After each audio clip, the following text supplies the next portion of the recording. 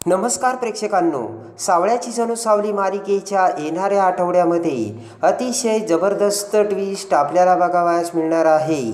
अस्मी आणि सारंगला एकत्र करण्याच्या प्रयत्नामध्ये ऐश्वर्याने केलेली एकच चूक आणि ऐश्वर्याने घेतलेला एकच निर्णय आता ऐश्वर्याला खूप महागात पडून आता अस्मीला सारंगसाठी सगळे काही पदार्थ तयार करण्याची ऐश्वर्याने परवानगी देऊन सावलीला त्यापासून बाजूला करताच आता जेव्हा अस्मी ही किचनमध्ये जाऊन सारंगसाठी प्रेमाने पराठे बनवू लागते आणि प्रेमाने अस्मीने बनवलेले पराठे जेव्हा आता अस्मी सारंगला देते तेव्हा ते करपलेले पराठे बघून दोन भयानक घटना घडत अस्मीकडून पराठे करपले जाताच इकडे सारंग आता अस्मीला कसे पराठे बनवायला लावतो आणि प्रेमाने अस्मीने बनवलेले पराठे आता सारंग खाऊन प्रेम हे रूपावर करायचे नसते तर प्रेम गुणावर करायचे असते हे आता अस्मीला दाखवून सारंग आता प्रेमाने कसा सावलीचा होतो हे या व्हिडिओमध्ये आपल्याला बघावयास मिळणार आहे. तरी हा व्हिडिओ शेवटपर्यंत पहा. त्यामध्ये आता अस्मी ही वेळोवेळी आता सारंगच्या जवळ जाऊन सारंगला प्रेमात पाडण्याचा प्रयत्न करत असते आणि त्यासाठी आता जे जे करता येईल ते सगळे प्रयत्न अस्मी करत असते. पण सारंग मात्र अस्मीला धुडकारत असतो आणि अस्मीच्या जवळही येत नसतो आणि त्यासाठी आता अस्मी पाय मुरगळण्याचं नाटक करून आता सारंगला ऑइंटमेंट लावण्याच्या बहाण्याने जवळ आणू लागते. पण त्यावेळेस सुद्धा आता अस्मीला धुडकारलेले असते आणि इकडे प्रेमाने ज्या वेळेस आता सावली ही रियालिटी शोमध्ये जाणार असते त्यावेळेस सारंगने सावलीच्या केसात गजरा देखील माळलेला असतो आणि त्यामुळे अस्मीचा मोठा जळफळाट होऊन या मुलीमध्ये असं आहे तरी काय आणि काही जरी झालं तर मी माझे प्रेम सारंगला पटवूनच देईल असा निर्धार आता अस्मीने केलेला असतो. आता सारंगला मात्र सावलीची सवय लागलेली असते आणि रिॲलिटी शोमधून अजूनही सावली आली नाही. यामुळे सारंगने आता सावलीला फोन करून अधिकार आणि काळजी व्यक्त केलेली असते आणि त्यानंतर आता इकडे मात्र एकच भयानक घटना घडते. ज्या वेळेस आता सारंग सावलीची वाट बघत आता बाहेर उभा असतो आणि स्विमिंग टँकजवळ आता टाइमपास करत सारंगने फोन लावलेला असतो. अस्मी आता ते सगळं बघत असते. सावली अजून आली नाही म्हणून हा सारंग सावलीसाठी इथे थांबला ही अस्मीच्या लक्षात आलेली असते. तेवढ्यात आता अस्मीच्या डोक्यात एक विचार येतो. अस्मी विचार करते की सारंगला अंधाराची भीती वाटते आणि आता सारंग इथे रात्री एकटा आहे.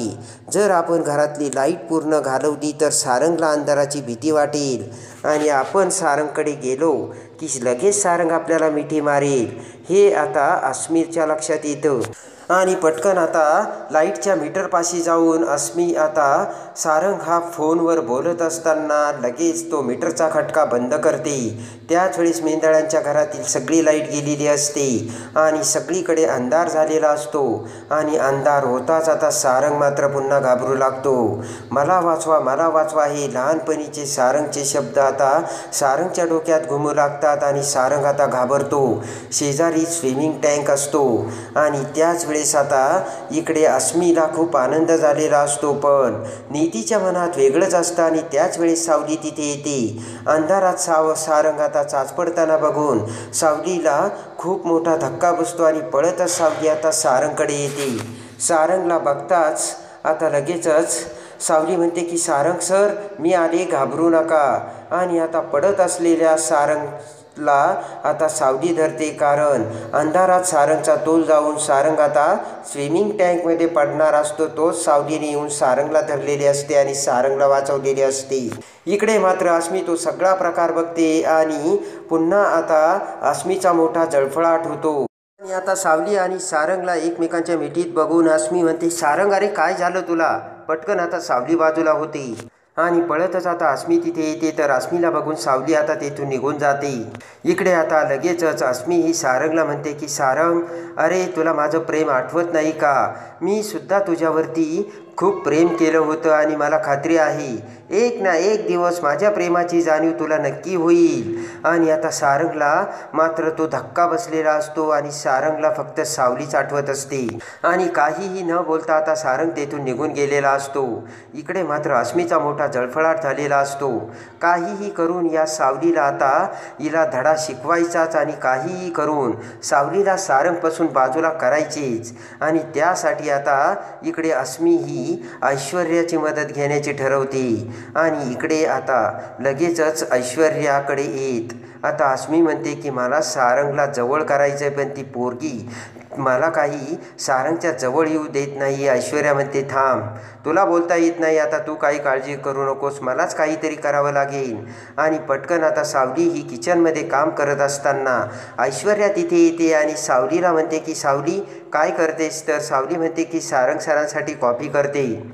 ऐश्वर्या आता सावलीला थांबवते आणि म्हणते की थांब, आजपासून सारंगला जे काही लागतंय ते सगळं ही अस्मी करेल आणि सगळं काही अस्मीच बघेन, तू बाजूला हो असे म्हणत आता सावलीला बाजूला करून सारंगसाठी जे जे काही पाहिजे ते सगळं ऐश्वर्याने अस्मीला करायला सांगितलेलं असतं. आणि अस्मीला खूप आनंद झालेला असतो. अस्मी विचार करते की आता प्रेमाने मी सगळं काही सारंगला व्यवस्थित देऊन सारंगला आपलेसं करील.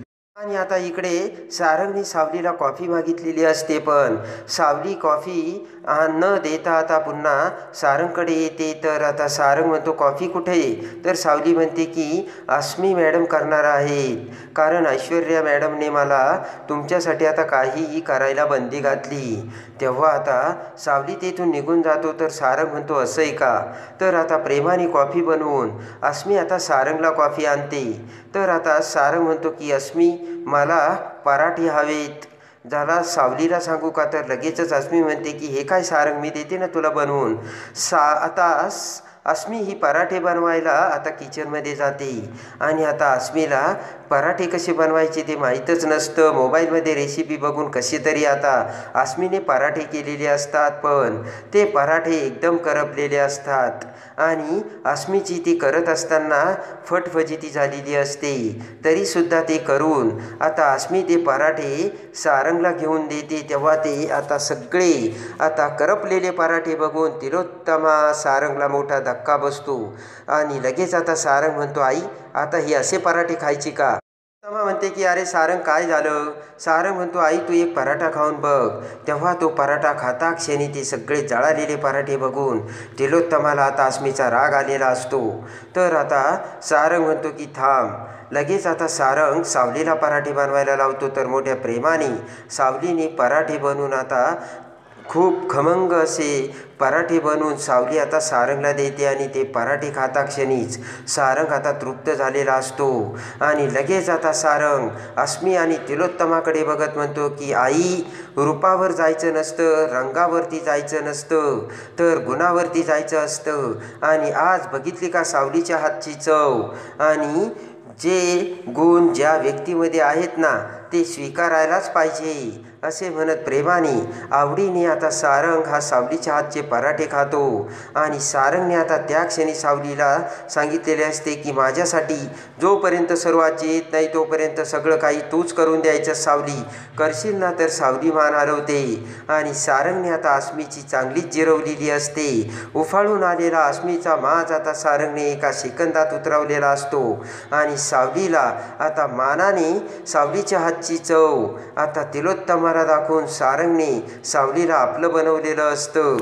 तर कसे वाटले सारंगचे सावलीवरचे प्रेम ते कमेंट्समध्ये नक्की कळवा. आणि सावळ्याची जणू सावली मालिकेच्या डेली अपडेटसाठी बेल नोटिफिकेशनवर क्लिक करून आपल्या चॅनलला लाईक करा, सबस्क्राईब करा.